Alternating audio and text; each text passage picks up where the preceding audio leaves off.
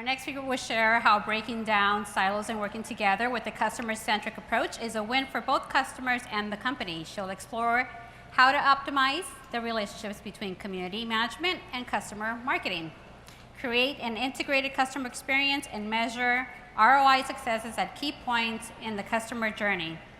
Her passion is harmonizing outstanding customer service with demonstrable community ROI. With over a decade of experience, this former chemist, she was a chemist, guys, finds balance between the art as well as the science of community.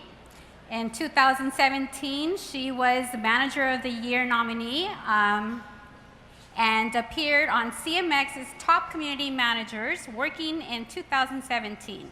She and her dog, Humphrey, live in a beautiful Charleston in South Carolina. Please welcome Holly Elizabeth Herbert. Get up, everybody.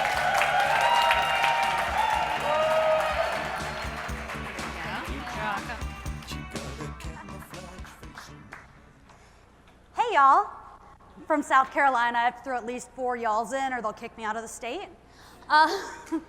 Thank you so much for being here today. Like Lala mentioned, I used to be a chemist. I like to, throw the word chemistry in every once in a while. I promise this is the only time it's ever going to appear in my talk, though. So I work for Blackbaud. Blackbaud is a cloud software company. We power social good. So we work with the people who are out there doing amazing things, nonprofits, foundations, hospitals, higher ed, all of those amazing change makers in the world. Blackbaud is powering them. And part of our mission is that we say that we connect and empower people for social good. Connect and empower kind of sounds like a community mission, right? Blackbaud's 35 years old, and as much as we have that connect and empower in our mission, it's not actually something that came intuitively to us. And before I move off of this slide, I do want to just give a shout out. Those are 3 of our community managers in Austin, Texas, doing a day of service. So that's John. Ami has pink hair. Apparently it's a requirement that at least 2 people have crazy colored hair on our team. And Crystal's there in the center. So I'm going to talk about 2 programs that we have brought together to really transform how we do business. The first is the Blackbaud Community. Blackbaud Community is here for 3 things. We want people to learn, we want them to engage, and we want them to connect. And we do that by providing dynamic and new content. A lot of it is user-generated content. Actually, about 90% of our site is user-generated content. We give access, behind-the-scenes access, white glove access to all of our teams at Blackbaud. So anyone that interacts with a team or interacts with a customer at Blackbaud is also present in the community. And so that's where that connection piece comes in. And engagement, everything we do, and I'll talk a lot about engagement for the rest of this talk, is all about getting someone to do more than just read content. The Blackbaud Community has a 67% market share, so 2 out of every 3 clients that Blackbaud has at least 1 member in our community. Community is not something that we force people into. It's a destination experience for the most part. So these are people that are willingly opting into the site and are actively engaging. The other program that I want to talk about is the Blackbaud Champions program. This is our advocate marketing program. These are the top creme de la creme of Blackbaud clients. They're the people that we send out when someone calls and says, I want to talk to someone who's using your product. Don't make me talk to a salesperson. I want to talk to someone who's using it. These are the people that we can connect them with. We have about 600 active advocates for Blackbaud. They cover a range of our services and solutions, and they're there to do anything from references, referrals, reviews, as well as engage in the community and broadcast information and thought leadership that we're putting out. They also are incentivized. So as they're doing these actions, they actually can earn points, accumulate points, cash those points in for anything from a gift card to a free pass to our conference or a certification exam. Okay, so let me paint you a word picture of what we started with. I started at Blackbaud 3 years ago, and when I came in, we had 7 communities on 4 different platforms, and I mean like Lithium, Higher Logic, Telligent, like platforms, and we had 12 community managers. No 2 of them were on the same team. No 2 of them even reported up through the same org structure. To say that the community experience was siloed is probably an understatement. We, on top of that, had an MVP program. That's the precursor to the Champions program.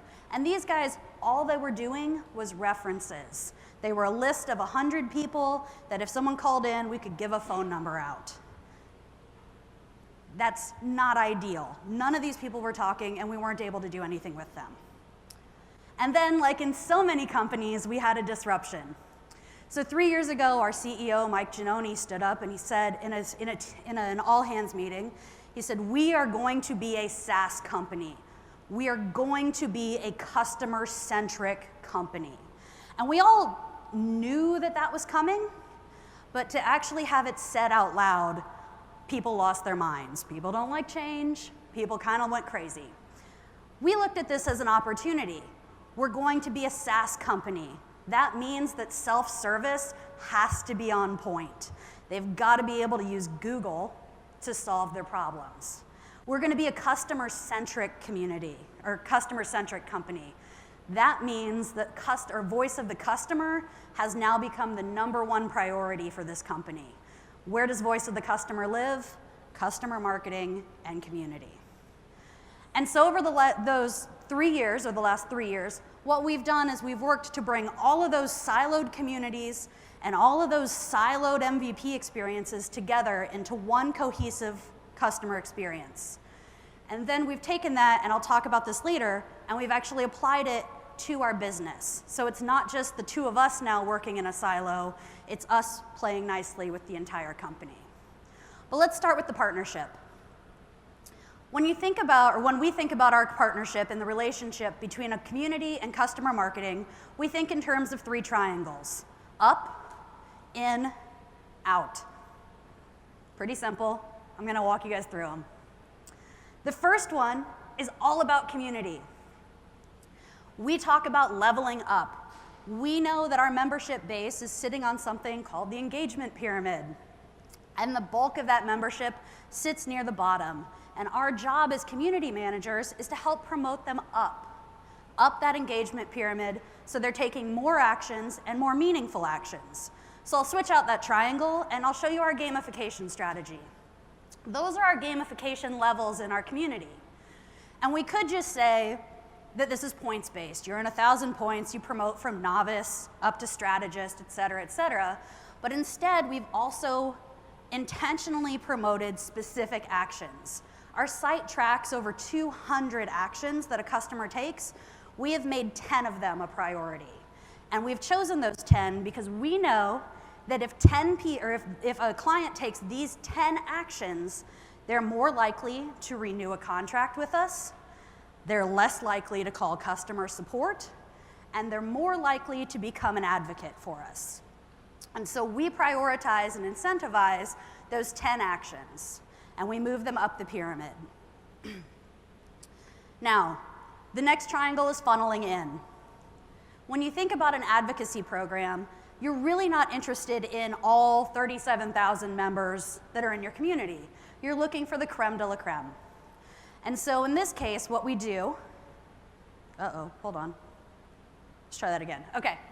In this case, what we do is we lop off the top 2 layers. We look at those top 2 layers of our pyramid, we flip it over, and we turn it into a funnel. And we funnel those top 2 layers into our advocacy program, where now they're actively taking all of those engaging actions in the community, they're helping keep our site healthy, but now we can also put them in a program that incentivizes and rewards them for those actions. And don't worry, we're not kicking them out of the community, we're going to bring them back. And then once they're in the Champions program, we send them out. We send them outside of the company. We say, go do reviews. Excuse me. Go do references. Go talk about us. Can I have water? Sorry. Thank you. I'm just so excited. All right. Go talk about us. Go talk about your experience. Go be you. I'm just so worked up. Okay. So we send them out. And then, because we don't want to lose them in community, one of the big things that we do, up, in, catch up with me, in, out, is we circle them back. Son of a bitch. All right. We send them back. And now we incentivize not just those 10 meaningful actions that we know will keep them retained, we also incentivize them helping other community members take those same 10 actions. So now they're engaged, and they're driving engagement, and they're pulling people, pulling community members up the pyramid for us, so that our community management team doesn't have to focus all of their time and energy on those one-on-one interactions of, it would be great if you had a profile picture. Instead, we have 600 advocates that say that kind of thing for us. So the results. This was a disjointed, siloed nightmare of a project, right? 98% of our champions are now community members. That's awesome. 3 years ago, 0%. So that's a huge gain for us.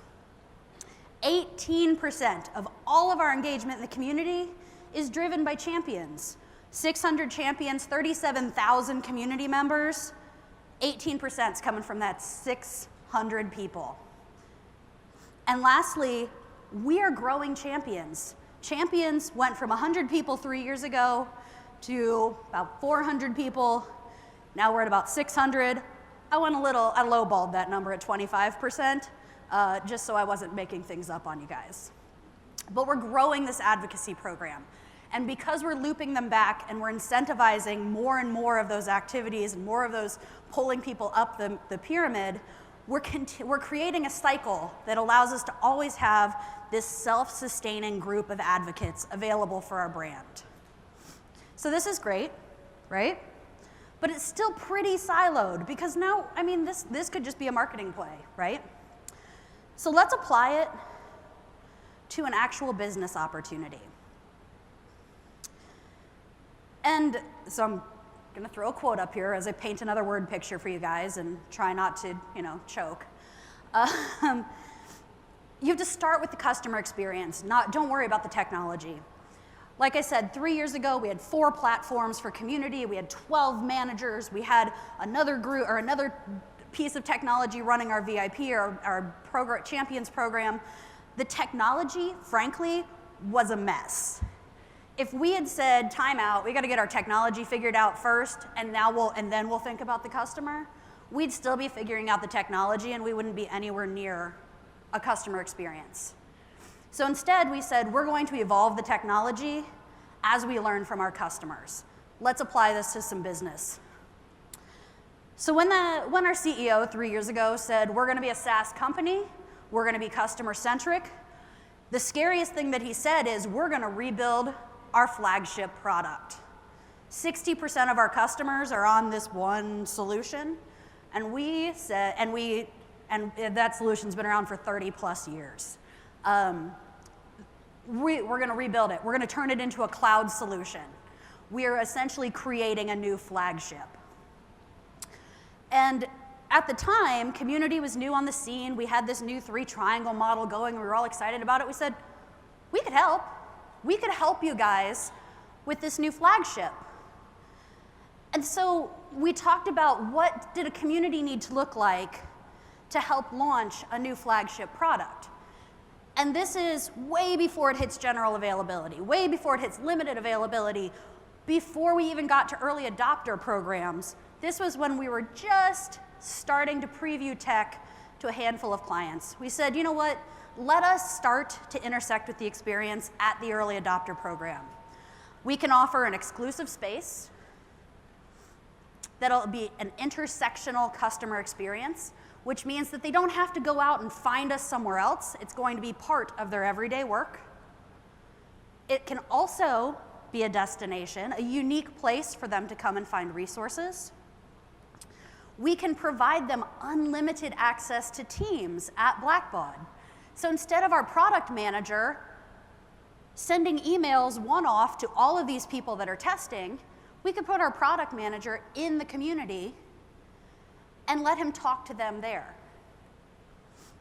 We wanted to recognize, celebrate, and reward feedback. That's where the Champions comes in, by the way. And lastly, we needed it to be a hub. This was EAP Central for Razor's Edge NXT. And you know, I probably flailed my arms around enough and made a convincing enough argument that they said, yeah, sure, brand new girl at Blackbaud, go ahead, we're gonna roll the dice, let's see what happens. You're going to be part of the go-to-market strategy for our new flagship. And y'all, it worked. So what we did was we created EAP, this EAP community, as a hub. This is the coolest picture I've ever gotten to draw for a presentation ever. Because look what's at the center of the experience. It was all about community. Product management, research and development, customer success, support, marketing, user ed and documentation, education services, professional services, our consultants, they were all in the EAP community contributing to the conversations and actively listening to customers. And what would happen is we'd get all of these great ideas and this feedback in the community. And if it was experiential, the user ed team or the education services team could say, you know what, we're gonna have to cover that in training. And they'd go off and they'd iterate training. If it was, we need to fix something, this button's in the wrong place, this functionality is crazy, product management and RDO would take it back, they'd do a 2-week sprint, and they'd release it. And they'd say, you know what, that was Jen's idea. Here, we've implemented it. And we did this for 6 months in a private community with our flagship. And what it did was it created this culture for Razor's Edge NXT of one Blackbaud. They knew that they could go to the community and they could talk to everyone who was touching our product. So the results. I mentioned earlier, 67% of all Blackbaud clients. For Razor's Edge NXT, it's 95%. I don't know how we lost those other 5%. I may call them. Why aren't you in there, guys?